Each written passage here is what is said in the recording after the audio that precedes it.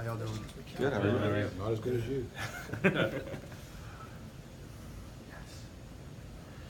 So, Kellen, what's it?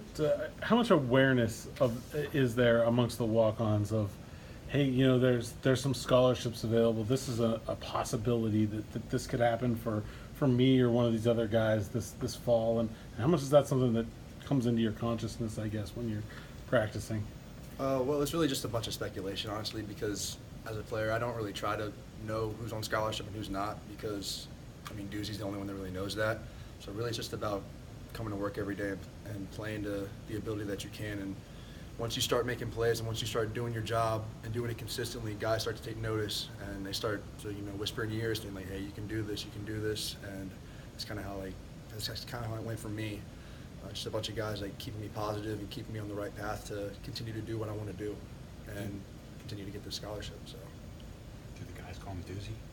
Yeah, some Doozy, yeah, coach, whatever they feel like at the time. Were there times where it was tough? Like it's like, wow, I don't know if this is worth it, or did you have those moments where you questioned? I think everybody has, scholarship or not, I think everybody has those moments of just whether they want to commit themselves to it or not. But once you get past that wall, especially after your true freshman year, and you haven't been exposed to this type of competition and this type of competitiveness, it's tough for a lot of people. But once you get past that freshman wall and start getting into a routine of everything, it becomes a lot easier for a lot of people. Were you surprised on Saturday, or did you kind of have a feeling that it was coming when he was standing up there? It was more just like hoping than anything. It still shocked me. It was a surprise, but then I knew like at that point it was like, okay, I'm either going to get it or I'm not going to get it. And either way, I'm going to still go on with the season and do everything I can for this team. Do you find yourself getting more reps in practice than you have been in the years past? Yeah, for the most part, especially this past camp, I got a pretty good amount of reps. I'd say right now it's pretty consistent with how I was getting reps last year. And we have a lot more depth too, which is even nicer because guys can sub in, can sub out, and Coach Watson always talks about being a posse. So this year we're trying to be as close as we can and give each other, when someone needs a rep, another person can come in and do their job the exact same way, with the same amount of effort, the same amount of consistency as everyone else.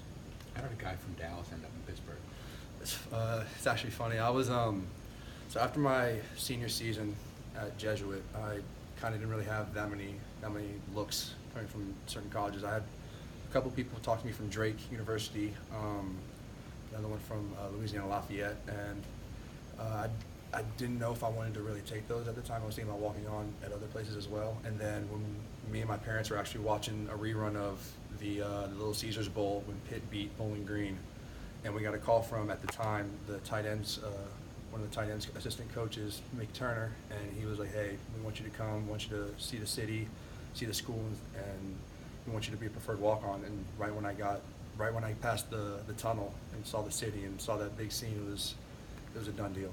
So I didn't even need to see anything else. I knew I wanted to come here. As an older guy, experienced guy who's been around this now for 5 years, do you sort of help your teammates through this week one season opener type deal where it's like, you're playing an FCS team, the challenges that await down the road in the season? I mean, how much do you sort of remind them that this is what we need to be focused on right now and not sort of get tripped up by overlooking someone?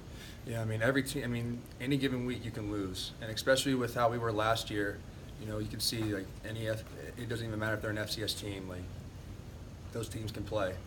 And, we looked at Albany and we know their strengths, we know their weaknesses, and just like the same, they know our strengths, they know our weaknesses, and we know that they're a great team coming in here, and we got to put the pedal to the metal when we go against them because that's how we got to approach every single game. So we're not taking anyone for granted. We're not taking anyone lightly this year. You made, I guess, your mark as a special teams player, especially early on.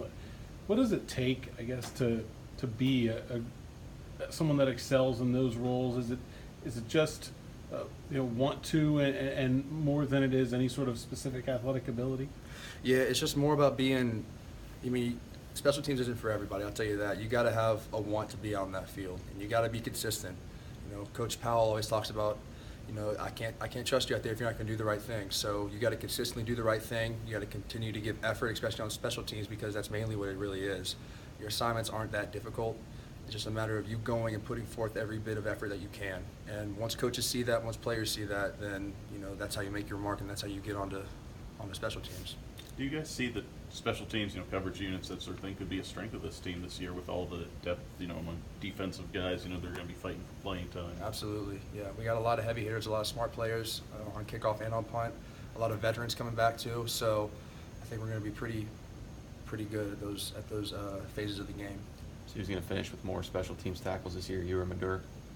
That's a good question. I think I'm only in the return game right now, so I think Jimmy will probably have me beat on that. It's an unfair advantage. A little bit, but It seemed like last year was a bit of a transition offensively. Different quarterbacks, new coordinator. What's it feeling like around the offense this year and expectations? I mean, our expectations are sky high. I mean, we have a great quarterback, starting quarterback in Kenny. We have a great number 2 guy in Ricky Town and Nick Patty coming in too. And our receiving core is as high as it's been since I've been here, since Tyler Boyd. So our O-line is being led by Mike Herndon, Connor Dentino, Alex Buxer, those guys who have had a lot of reps, who've had a lot of experience, and Jimmy Morrissey, who started for us last year. It's a lot of experience coming back for us, and it's going to be a really good offensive year for us. Do you think about things any differently as a senior? Think about, last go around, that kind of thing? A little bit, yeah, especially since at the time I was kind of on the fence about coming back, getting into that doubt that y'all talked about, is it worth to come back? And then once I made that commitment to come back, my mindset's been completely changed. So it's a very different mindset, because I remember being a freshman, a true freshman, when we didn't even have any of this right here, sitting with Coach Chris. And now once I have that perspective of being a senior and what it's like and what commitment you put yourself through for 4 to 5 years, it's definitely changed. You said that doubt came up when you were a freshman or redshirt freshman. Didn't come back since then? Excuse me? The doubt you talked about, it didn't come back since No. your redshirt freshman year? No, hasn't come back yet. And had a pretty strong will to put it out of your head, I guess. Yeah, I tried to know that, and people told me back home at the time, being a walk-on, it's going to be tough for you. You're not going to be as well sought out and given many chances compared to scholarship guys. So you got to be as consistent as you can. You got to be basically perfect. And talking to one of my old teammates, Trey Anderson, when I was a true freshman, he was just telling me, you got to be perfect at everything. It's simple as that. And once you start getting into that consistency and that rhythm, it becomes a lot easier to get those thoughts out of your head and become the player that you want to be, not that someone else wants to. So. Did you get that first scholarship check yet? I should be getting in about a couple of days. So what are you going to do with it? For it? Pay my rent. It's nothing glamorous. No, nothing glamorous. I'm just trying to save up as much as I can. I only have it for a certain amount of time, so might as well save up, make some investments down the road. Was getting a scholarship more or less excited than jumping out of airplanes? Shoot, I mean, for short term, jumping out of an airplane was pretty fun, but long term, this scholarship beats it by a country mile. So. What were you thinking? In the airplane? Yeah. Actually, when we got up to 14,000 feet, my hands were a little sweaty. I was like, okay, I'm about to jump out of a plane, and my buddy's mom, who I was with, jumped out first, and I'm like, great, now I got to follow her up. I got to jump out of this plane. And then after I finally fell out of it, it felt great. Where did you do it? I can't remember exactly. It was about an hour about an hour east of Pittsburgh, I think, hour east of Pittsburgh, but it was a lot of fun. You do it again? Absolutely.